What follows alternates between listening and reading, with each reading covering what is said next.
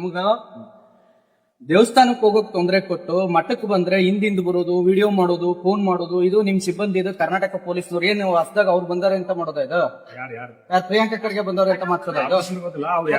ಯಾರು ಗೃಹ ಸಚಿವರು, ನಿಮ್ದ ಸಚಿವರು ನೋಡ್ರಿ. ನಾವು ಮಠಕ್ಕೆ ಬಂದಿವಿ, ದಯವಿಟ್ಟು ತೊಂದರೆ ಕೊಡ್ಬೇಡಿ. ಮಠಕ್ಕೆ ಬಂದಿವಿ, ದರ್ಶನ ಮಾಡ್ಬೇಕು. ರಾಯರ ಮಠಕ್ಕೆ ಬಂದಿವಿ, ರಾಯರ ಮಠಕ್ಕೆ ಬಂದಿವಿ, ತೊಂದರೆ ಕೊಡ್ಬೇಡಿ. ರಾಯರ ಮಠಕ್ಕೆ ಬಂದಿವಿ, ತೊಂದರೆ ಕೊಡ್ಬೇಡ್ರಿ. ಬನ್ರಿ ಸರ್, ನಾನು ಹೇಳ್ತಾ ಇಲ್ವಾ, ದಯವಿಟ್ಟು ಅರ್ಥ ಮಾಡ್ಕೊಳ್ಳಿ. ನಾನು ದೇವಸ್ಥಾನಕ್ಕೆ ಬಂದೀನಿ ಸರ್, ನಾನು ದೇವಸ್ಥಾನಕ್ಕೆ ಬಂದೀನಿ, ದೇವಸ್ಥಾನಕ್ಕೆ ಹೋಗ್ತಿದ್ದೀನಿ. ನನಗೆ ತೊಂದರೆ ಕೊಡ್ಬೇಡಿ. ನಿಮ್ದು ಏನಿದೆ ನೀವು ಕರ್ನಾಟಕದಲ್ಲಿ ನೋಡ್ಕೊಳ್ಳಿ. ನಾನು ಕರ್ನಾಟಕಕ್ಕೆ ಬರ್ತೀನಲ್ಲ, ನಾನು ಕರ್ನಾಟಕಕ್ಕೆ ಬಂದಾಗ ನೀವು ಮಾತಾಡ್ಕೊಳ್ಳಿ. ಅಲ್ಲಿವರೆಗೂ ನೀವು ನನಗೆ ತೊಂದರೆ ಕೊಡ್ಬೇಡಿ. ನಾನು ದೇವಸ್ಥಾನಕ್ಕೆ ಹೋಗ್ಬೇಕು ಸರ್. ನಾನು ದೇವಸ್ಥಾನಕ್ಕೆ ಬಂದಾಗ ಯಾಕೆ ಕಿರಿಕಿರಿ ಮಾಡ್ತೀರಿ?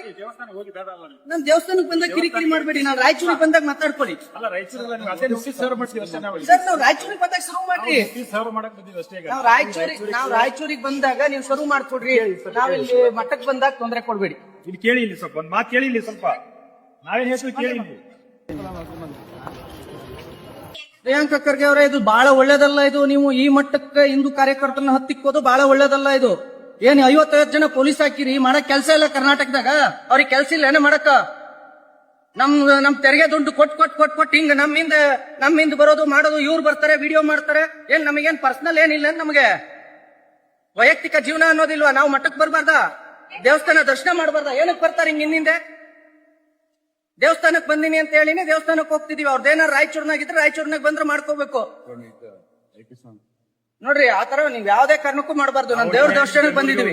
ನೀವು ಬೆಂಗಳೂರು ಏನಾರು ಮಾಡಿ ಸರ್. ನಾನ್ ನೋಡ್ರಿ, ನಾನು ಹೇಳ್ತಿದೀನಿ, ನಾ ರಾಯಚೂರಿಗೆ ಬರ್ತೀನಲ್ಲ, ನಾವು ರಾಯಚೂರಿಗೆ ಬಂದಿವಲ್ಲ, ರಾಯಚೂರಿಗೆ ಬಂದಾಗ ನೀವೇನಾರು ಮಾಡ್ಕೊಡಿ.